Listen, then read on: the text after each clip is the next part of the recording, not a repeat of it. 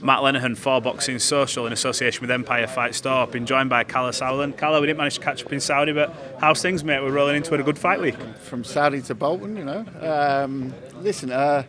Great, busy times, back-to-back fight weeks here in Bolton, live on Channel 5 Friday night. If you're watching the Euros, the big kick-off of the Euros, it's Scotland versus Germany on Friday, and we have our very own version here in Bolton, live on Channel 5, with Abass Badou defending his European Championship against Macaulay McGowan. Nice. So Scotland versus Germany in football, and straight afterwards, flick that switch to Channel 5. It's live and free on Channel 5. Big night of boxing. And Lerone Richards as well, returning. So very excited for him. He's one of those guys we've got in the stable who we see going for a world title in the next 12 months. I just want to say, I spoke to Lerone the other week. We'll come back to the main event, but I spoke to Lerone and he's like, look, I want a guy like an Edgar Berlanga. I want these guys. Is Lerone in that position where it's going to be hard? Actually mentioned Edgar Berlanga to me as well. Must have signed in for Edgar Berlanga. He really does that. Lerone Richards, Edgar Berlanga, great fight. Lots of great fights so for him out there. But let's get back in the ring, you know. He had unfortunately a pull out. His opponent pulled out just before the fight, a couple of 6 weeks ago now, at the York Hall. So it's just great to have him back and active, because he's one of those guys that you really know whether he will become world champion, but he will definitely challenge for a world title, and he's got the minerals to do it. Well, you only know, it's a promoter talk to say, hey, he's going to be a world champion, but I can just say I know he has the ability to challenge for a world title. I believe he can do it, but it'll prove us at that time whether he can. He's world level stuff. Saw him spar as well, Callum Simpson, and terrific spar, looked very sharp. Talk about this main event, Abass Badou coming off a terrific victory over Sam Eggington, and Macaulay McGowan, who in many people's eyes been on the end of a couple of decisions which maybe could have gone his way, and he's coming into this revved up for a European title fight. A really good main event to top the bill. Yeah, I mean, look, again, boxing is about storylines. You've got Abass Badou, who many people believe will become a world champion in the next 12 months. He'll probably become, official challenger for the world title after this fight. He's European champion. He's got, bronze medal, world champions. So he's the absolute qualified boxer. In the other corner, we have the labourer by day, boxer by night. What a storyline. Rocky type storyline. And boy, oh boy, this guy can fight. Yeah. Tactics, very simple. Abass Badou will do what he does. He's a slick boxer, sharp punching, slick boxer, great counter puncher. McGowan is just going to come there and stick it on him. Yeah. So that's the sort of fight you can expect. But again, it's the storylines, isn't it? McGowan has that storyline. Another storyline that's building, Chloe Watson to your left and Maisie Rose. I see Maisie Rose was on social media saying, look, we wanted the fight, what's going on? Apparently Chloe said she wanted to warm up. What's going on with that fight? Look, we're in talks with Matchroom. It's the next fight after this. We'll have a little scrap, Eddie and me. So this will be probably number 25 or 26 on the list of head-to-heads. I've got to actually, when I've got time, I'm going to tally up where we stand. Who do you think's in the league? It's close. It's close, to be honest. He got the first win, which still pisses me off to this day. That was Kessler Froch 2. But then I got one back with Paul Smith, Arthur Abraham straight after, and actually I made it 2-1 because the part 2 as well. Yeah. Then we had Martin Murray, Arthur Abraham. But we've had so many over the years. I wouldn't know exactly where we stand. There's a few spring out, Fabio Wardley, Nathan Gorman last year. There's a few that are there that I want to forget, and there's a few that I certainly want to remember. Froch Groves 2 was one that I definitely want to forget. But yeah, we must be at around the 30 mark, I'd guess. But yeah, I might be ahead. I'm not sure. I need to check. I'm sure Eddie won't tell you if he's ahead because he's just took a pasting off Frank Warren. I was just about to say, he's 12-0 down to Frank, so,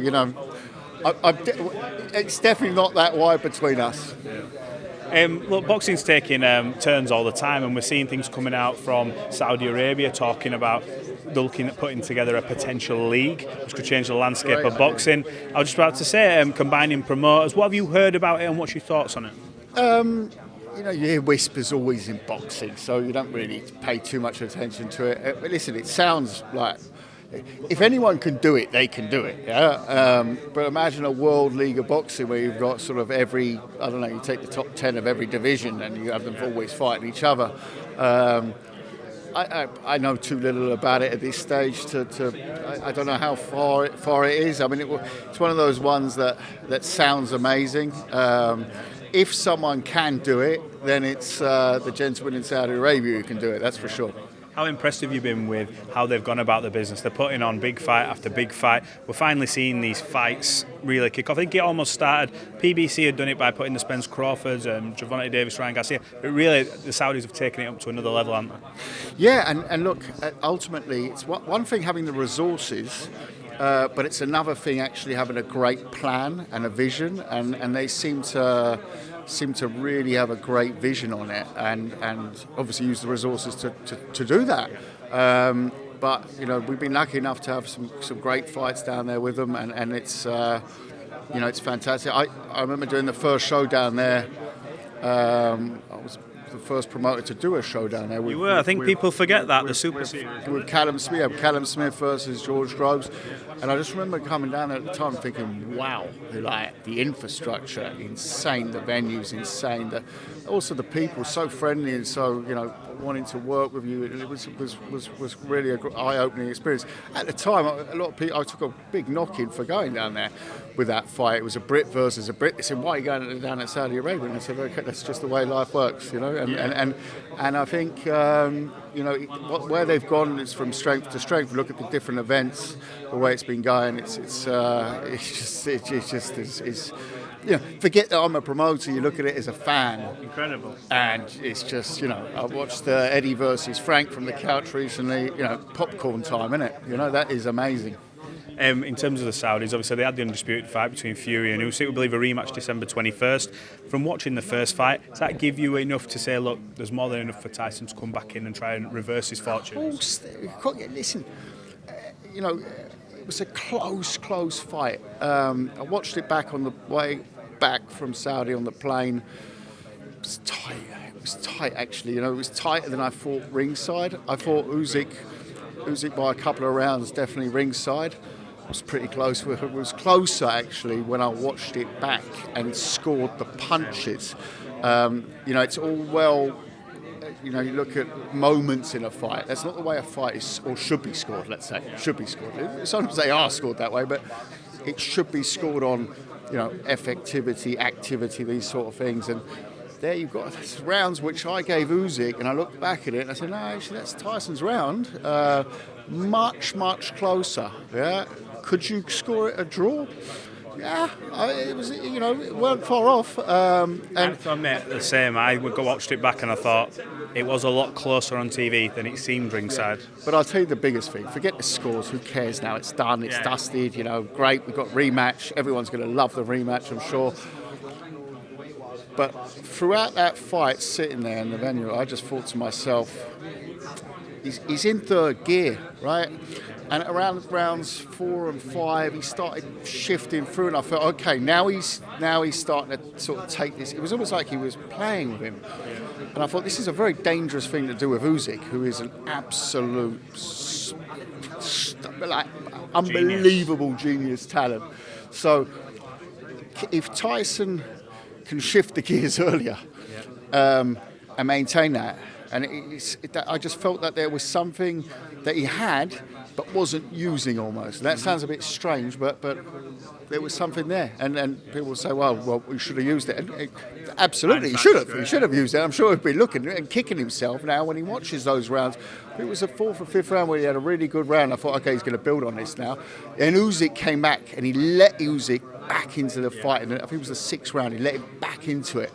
And I'm like, no, that round was crucial because Tyson was swinging the fight and he let him back in, and at that part he'll be kicking himself on, no doubt.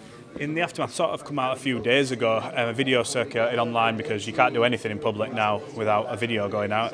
Tyson Fury obviously enjoying himself, had a few beers, and the video's gone out online. I want to ask you from more of a perspective of, you know, we live in a day and age where everything's filmed on the phone. Do you sometimes look at that and just think, why is somebody filming that? He's just gone out, he's been training for 7 months.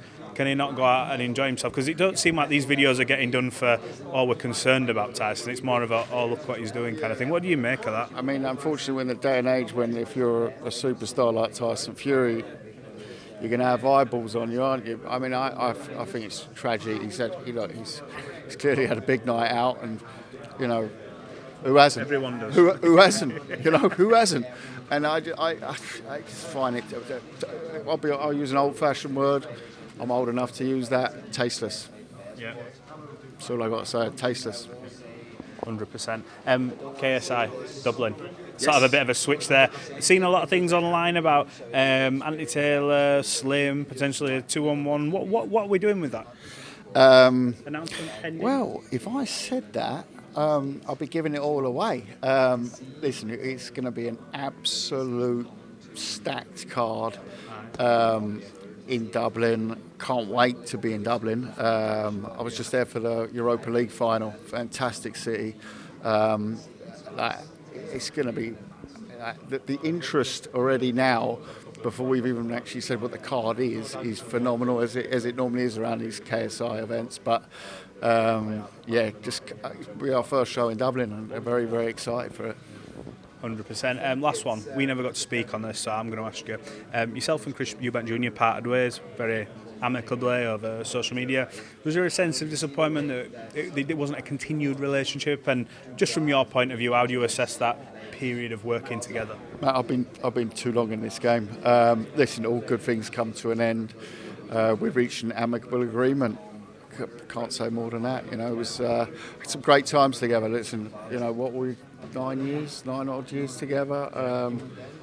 You know, highs, lows, everything. And I just wish him and his whole team, Nova Sports, everyone, all the very best, because they're a great bunch, and I'm sure they'll go on and have lots of success still.